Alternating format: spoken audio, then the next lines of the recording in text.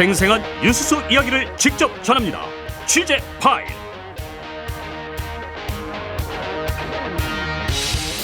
취재 파일 시간입니다. 보도국 맹현균 기자와 함께하겠습니다. 어서 오세요. 네, 안녕하세요. 오늘 나온 한국갤럽 대통령 지지율부터 네. 한번 짚어보고 갈게요. 보니까 뿔난 민심이 좀 느껴지는 것 같아요. 그렇습니다. 윤석열 대통령의 지지율 30%로 집계가 됐습니다.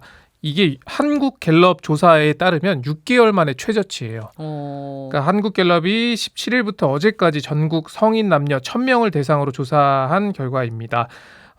직전 조사 10월 2주차 조사와 비교하면 긍정평가가 3%포인트 하락을 했고요. 네. 부정평가는 반대로 3%포인트 올랐습니다. 지금 대통령이 민생, 반성 등을 강조하고 있지만 여전히 그 민심은 그 진정성을 느끼지 못하고 있는 것 아닌가 하는 좀 해석을 할 수 있겠고요. 네. 더 뼈아픈 부분은 보수층에서도 굉장히 많이 하락했다는 거예요. 그러니까 국민의힘 지지층과 보수층 60대, 70대에서 일제히 지지율이 하락을 했습니다. 예.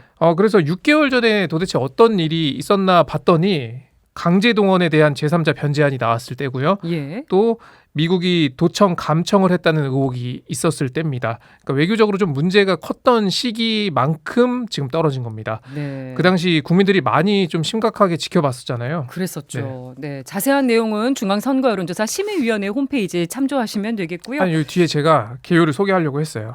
네.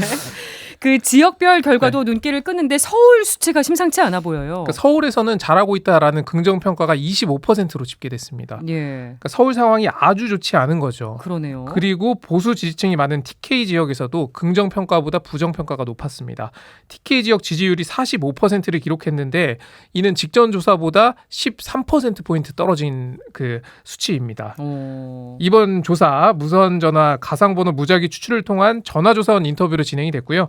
표본 오차는 95% 신뢰 수준의 플러스 마이너스 3.1%포인트, 전체 응답률은 14.2%입니다. 네. 네. 윤석열 대통령이 민생, 네. 반성, 소통 이런 메시지 내면서 좀 몸을 낮추고 있는데도 왜 이런 수치가 나왔을까? 어떻게 봐야겠습니까? 일단 그런 반성이나 이런 메시지들은 옳은 메시지였으나 사실 이게 돌이켜보면 윤 대통령이 어떤 국민들을 직접 만나서 한 얘기는 아니에요.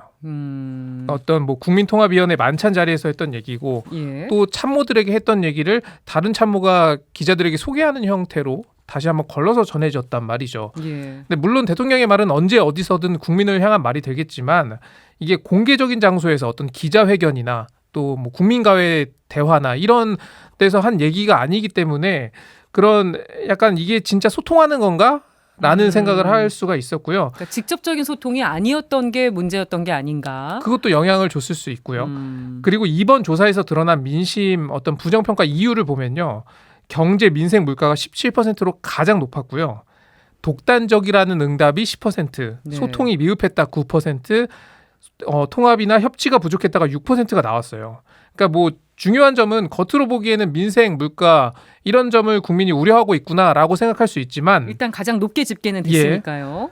근데 이어서 등장한 그 응답을 보면 독단적이다, 소통이 미흡하다, 협치가 부족하다 이 세 가지 항목은 사실 비슷한 얘기거든요. 네. 대통령의 리더십에 좀 관련된 얘기예요. 이 세 개 항목을 더하면 25%가 나옵니다. 그러니까 민생 경제보다 더 높은 수치라는 거죠. 예. 그러니까 국민들은 민생과 경제를 챙기는 모습과 함께 또 독단적이지 않고 야당과 협치하고 또 국민과 소통하는 모습을 기대하고 있다라는 거죠. 네. 그러니까 나도 바뀌겠다라는 메시지는 좋은데 그 효과가 크지 못했던 게 어떤 기자회견의 형태도 아니고 국민과의 대화 형태도 아니었기 때문에 네. 좀 그런 분석을 해볼 수 있을 것 같습니다. 국민과의 직접적인 소통에 나설 것인지도 주목을 해봐야 될 것 같은데 일단 지금 의대 정원 확대 카드를 정부가 꺼내든 것도 좀 민생을 신경 쓰려는 그런 걸로 볼 수 있을까요? 그렇죠. 실제로 이 부분에 대해서는 국민 다수가 찬성을 하고 있고 이게 윤석열 대통령이 지지율을 다시 좀 올릴 수 있는 계기가 될 수 있다 이런 분석들을 많이 내놓고 있습니다. 네. 그러니까 국면 전환을 위해서는 또 어떤 성과가 필요할 텐데 야당도 반대하지 않으니 좀 협치하는 모습도 보여줄 수 있고 그런 밀어붙일 수 있는 좋은 기회이기도 한 거죠. 네, 또 아직 구체적인 또 수치가 발표되지 않아서 지켜봐야 되는 부분도 네. 있습니다. 그리고 오늘 또 새로운 소식이 등장했는데 윤석열 대통령이 이제 내일 중동 순방 그렇습니다. 출발을 앞두고 있는데 오늘 악재가 터졌어요.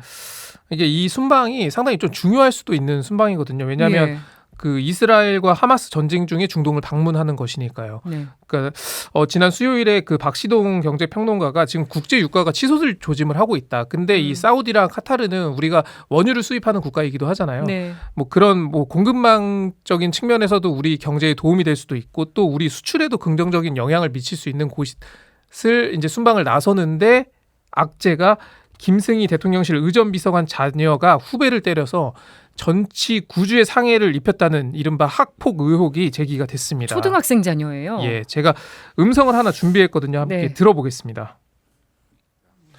경기도 모 초등학교 여학생 화장실 학교 폭력 사건입니다. 3학년 여학생이 2학년 후배 여학생을 화장실로 데리고 가서 리코더, 주먹 등으로 머리와 얼굴, 눈팔 등을 때려 전치 9주 상해를 입힌 폭행 사건입니다. 처음에 이 사건을 듣고 너무 놀랐어요. 어떻게 초등학교 3학년이 전치 9주의 잔혹한 상해를 끼칠 수 있는지. 네, 김영호 더불어민주당 의원의 목소리였고요. 예. 상당히 심각한 폭행이 지금 그것도 초등학교 3학년이 여학생이 예, 그러니까요. 전치 9주의 상해를 입혔다는 게 네. 앞서 말씀드린 것처럼 이 가해 학생이 김승희 현재 대통령실 의전비서관의 자녀입니다. 네. 이게 의전비서관이라고 하면은 대통령의 일정과 동선을 모두 책임지는 자리거든요. 네. 그래서 김 의원이 제기한 내용에 따르면 그 사건 직후에 학교장의 긴급 조치로 가해 학생의 출석 정지가 이뤄졌습니다. 그런데 이게 학폭 심의가 사건 발생 2달이 넘어서 개최됐다는 점, 왜 이렇게 오래 걸렸을까요? 네, 을 문제 삼았고, 그리고 피해 학생의 부모는 전학 조치를 해야 하는 거 아니냐 이렇게 불만을 제기했는데 강제 전학이 아닌 학급 반만 바뀌었습니다. 아니 학년이 다른데 반을 바꾸는 게 무슨 소용이 있는 건지 이거 이해가 그러니까요. 안 갑니다. 그리고 또 피해 학생 부모에 따르면 사건이 발생하고 석 달이 지나도록 제대로 사과가 이뤄지지 않았고요. 예. 또 학교도 소극적으로 대응했고 가해 측도 제대로 대처하지 못했던 거죠. 예. 그래서 야당에서는 가해 학생의 부모가 고위 공무원이기 때문에 제대로 대처하지 못한 거 아니냐라는 의혹을 제기하고 있는 거고요. 예. 그래서 근데 김 의원이 가해 학생의 어머니, 그러니까 김승희 비서관의 아내가 되겠죠. 네. 7월 19일에 프로필, 그 카카오톡 프로필의 메인 사진을 교체했다고 해요. 그 사진이 김 비서관과 대통령이 함께 있는 사진이었다는 겁니다. 근데 그 날이 학교장이 긴급 조치로 가해 학생에게 출석 정지를 내린 날이랑 같습니다. 그러니까 어떻게 보면은 그 어머니 입장에서는 우리 아이가 잘못을 저질러서 학교를 못 나가게 된 날 그 날에 카톡 프로필 사진을 바꿨던 거죠. 대통령과 함께 있는 사진. 예. 그래서 이제 의문을 제기하는 거고요. 그러니까 이 김승희 비서관은 의전비서관실의 성인님 행정관이었는데 네. 전 의전비서관이 교체가 되면서 내부 승진의 케이스거든요. 예. 당시에 뭐 김건희 여사와의 뭐 인연이 부각되기도 했습니다. 같이 조금 대학원을 다녔고요. 시끄러웠었잖아요. 예, 그렇습니다. 그런데 이번에 자녀 학폭 의혹이 이렇게 생겼다는 거.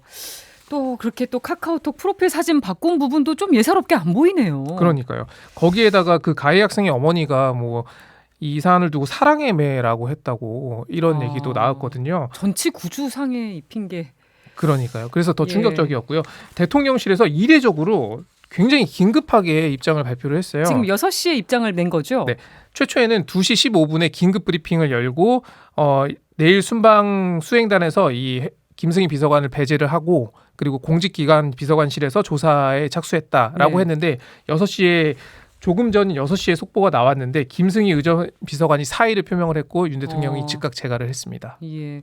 원래대로였다면 순방에 있어서 중요한 역할을 하는 자리가 의전비서관인데 그러니까요. 처음에는 순방에서 제외하는 걸로 했다가 이제는 바로 사의를 수리한 당장 걸로. 윤 대통령이 순방에 나가서 그 의전비서관 역할을 어떻게 하게 될 건지도 좀 의문입니다. 뭐 물론 그러게요. 시스템이 있어서 돌아가겠지만 예. 이게 굉장히 네, 되게 심각한 일입니다. 뭐, 그러니까 이 사안을 또 앞으로 일단 사의를 표명했으니 이 사안이 또 앞으로도 어떻게 그 피해자에게 김승희 비서관 측에서 어떻게 좀 사죄를 할 것인지 이것도 예. 지켜봐야 할 것 같습니다. 또 정말 왜 이렇게 그런 진상 규명이 늦게 네. 이루어진 건지 사과는 왜 이루어지지 않은 건지 또 밝혀져야 될 부분도 있을 것 같아요. 예, 맞습니다. 네, 또 국민 눈살을 찌푸리게 만든 일이네요. 취재파의 맹영균 기자와 함께했습니다. 잘 들었습니다. 예, 고맙습니다.